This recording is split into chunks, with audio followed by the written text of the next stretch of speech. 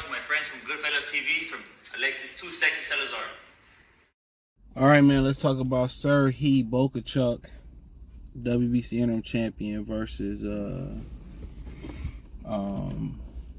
Vergil Ortiz Saturday night. I think it got a chance to be Fight of the Year candidate. We did a film breakdown of this. Serhii Bohachuk on Patreon, Goodfellas TV side of things, so check that out. That link's in the link tree. You know, he's 6 foot, 73-inch arms. He been stopped once by Brandon Adams. He was winning that fight too. Plus Brandon Adams we broke down a little bit of that fight. Plus Brandon Adams had a point deduction, I think, in the third. Brandon Adams caught him with I think the trouble started with a right hook. He cold cocked him with a left hook. So he was hurt from a right hook, I think. Beat on him a little bit, no diddy. Then got him out of there with a vicious left hook. He got 3 inches longer arms than Vergil. About 2 inches in height advantage in Vergil. I mean, when I watch him fight, I mean, he a grinder. He like to throw uppercuts. He could throw uppercuts with both hands. Got solid footwork. It ain't nothing flashy, just real solid. He'll cut the ring off on you. He like to come forward. He'll throw the jab. He'll throw a hook. He just, real, like, I wouldn't say he robotic, to be honest. Mosquito bite killing me. I wouldn't say he robotic, but, he ain't the most fluid guy, but he gonna come right at you, throw a bunch of punches. Love to throw uppercuts with both hands. He could throw a jab. Can throw a hook or whatever. So he got that come to you and throw a lot of punches. That's what he do. He throws a ton of punches. He threw a bunch of them. So, Vergil Ortiz, explosive puncher, 100% knockout ratio. Only real questions I really got coming to this fight about him is, can he make the weight and how healthy he is? If I'm, Serhii Bohachuk, I'm beating that drum. I'm hitting his body. My whole attack can be going to his body. But Vergil should have an explosive speed advantage, a power advantage, a footwork advantage, a power advantage. To me, this is an easy fight to call. I mean, I see this fight probably being a barn burner. I like Vergil to get him out of there in about four rounds, 5 at the most. I know he was saying in the press conference or one of the interviews I seen, this was the fighter that was going to take him the distance, and he can't knock out everybody. It's not. You know what I'm saying? This guy is a tall guy, straight up and down. I won't say he got the most leaky defense, but he right in your face. He coming right to you. So either he gonna push Vergil Ortiz back and cause some problems. I just don't see him having enough snap, enough speed, enough power on his punches to beat Vergil Ortiz. I just don't. Maybe he kind of put you in the mindset of an Antonio Margarito type of puncher, a volume puncher. I don't mean I'm just talking about not the whole glove fiasco, hand wrap fiasco. He's just one of them dudes that just, he throw a lot of volume. He more technical in how he throw his punches. Like most of those European fighters, he more technical. But when you start talking about speed and fluidity and moving his head and all that, like he's one of them upright European fighters, straight up and down, gonna come forward, throw a bunch of punches. He do a good job at cutting the ring off, but he come to get busy. You got Vergil Ortiz come forward to get busy. So you got 2 fighters come forward to get busy. So in my humble opinion, it'll be a solid matchup. It's a solid matchup in my opinion, but I think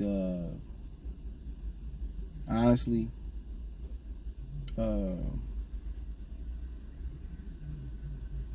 I think it's an easy fight for Vergil Ortiz. Honestly, I don't see him really getting tested as far as the attrition part of it. Going deep in the ninth, unless he get injured or something or get hurt. I don't see him going deep into the championship rounds. I don't really see this guy causing problems with hand speed, punching power. I mean, this guy's tailor-made for him. He's going to come right at him, throw punches. And, I just don't see a way this guy can win unless Vergil Ortiz can't take a punch. And he ain't that big of a puncher neither. I know he stopped a bunch of guys heading into this Mendoza fight since he lost to Brandon Adams, but he ain't no. He just really one of those, just accumulation, wear you down, tedious ass fighters that's just constantly in your face, pesky, just throwing punches. And how tall he is, he don't like when he get on the inside. That's why he got stopped by Brandon Adams. He don't tuck his chin and put his hand up. He kind of tuck his chin, but he just be too upright, and you can clip him. Whatever that is, Crow been out all day. But yeah, you can clip him. Cause how much taller he is than everybody else. So yeah, I don't see this guy being a challenge at all. I mean, I don't see him being a challenge. Like he beat Mendoza. We looked a little bit at that fight how he beat Mendoza, but he tall. He a machine. He gonna come forward, throw punches. Seem to be in good shape. But as far as getting in there, I don't think he can take Vergil punch. For one half of the fight. If I'm Vergil, I break him down to the body.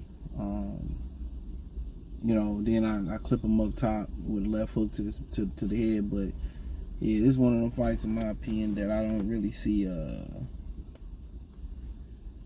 I don't really see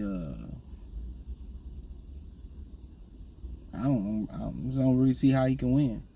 Other than Vergil was compromised, so that's my opinion on it. I don't really see. I don't see it. I don't see how he can win. So, but speed to Vergil, power to Vergil. Defense, they might be equal around there. Chin, historically it looked like Vergil got a better chin. Like I said before, this is a I don't really even see him going deep into the fight. So a lot of people talking about he could fight Crawford after this, and I mean that's a good fight. I mean if going into the championship rounds is just the only question you got for Vergil Ortiz versus Crawford. It's just getting in those championship rounds and seeing can he really dig deep, because he really never had to really dig deep in a big fight in championship rounds. And I know they wanted to get him some layups in there with Delorme, and then he fought some African guy first, then he fought Delorme. But you don't want to take too steep of a step up and then he lose or struggle and he lose opportunities. But to me, he possesses a little bit more of a threat than Delorme and the African guy, but not too steep where he gonna get challenged or he in trouble. I don't really see too much trouble coming out of this fight. I really can see this fight being over in the first quarter of the fight. I really don't think it's over before 6. I say 4 or 5. I say 5 to be nice, but really, I'm thinking more of 4 rounds. So, if he cut the weight healthy enough, he can make the weight, and he bring the punching power that he been carrying from 47. He won't have no problem with this guy. This guy's just he's just tailor made for him. Now, if you put him in the ring with somebody like I don't know, somebody that ain't a monstrous puncher that has problem with guys that come forward and pressure fighters, then then he'll be a problem. So if Ortiz can't handle the pressure, Ortiz might be in a bit of trouble. Yeah, if Ortiz can't handle the pressure, he might be in a bit of trouble. But I don't think the pressure will be an issue like this. His punches don't come off. Hard. Gonna come off snappy or fast. He's just a real steady guy. He's gonna chip. And even if I didn't see him get stopped by Brandon Adams, I just really don't see him possessing a problem for Vergil Ortiz. You coming forward, and that's what you do. You come forward versus a fighter that can punch. Like, if he do come forward, that means he gonna try to smother Ortiz work, push Ortiz on the back foot, and bully Ortiz, and maybe try to stop the puncher before the puncher get on the front foot. So maybe it force Ortiz off his mark. Maybe make Ortiz punch off the back foot a little bit and see if he can generate that same power off the back foot. But ultimately, he will get stopped. Ultimately, he will start to back up. He will get stopped. He will surrender, and they will wave the right towel or the white flag. That's just my opinion. I could be 100% wrong, but I do think in the time frame this fight going on, it's probably the best fight you're gonna see in 2024. Yep, I think this would probably be the best fight you'll see in 2024. So, I think it's got Fight of the Year written all over it. So, it's a really, really good fight. So we'll see if, Vergil make the weight. See if, old buddy make the weight. But I got Vergil in 5. I really want to say 4, but I'm going to say 5. So let me know what you girls and guys think. Thumbs up the video, share the video, subscribe to the channel. Next subscribe button is the bell icon button. Hit all notifications, increase your chance, get notifications. We go live or drop video financially. Want to support the channel? Cash App, $CJGood313, Venmo, CJGood313, PayPal link in description. Hit the link tree. Find me on Twitter, Instagram, Spotify, Anchor, Cash App, Venmo, PayPal, Apple Podcasts, Spotify. Check out the Patreon. Appreciate everybody supporting over there. Peace.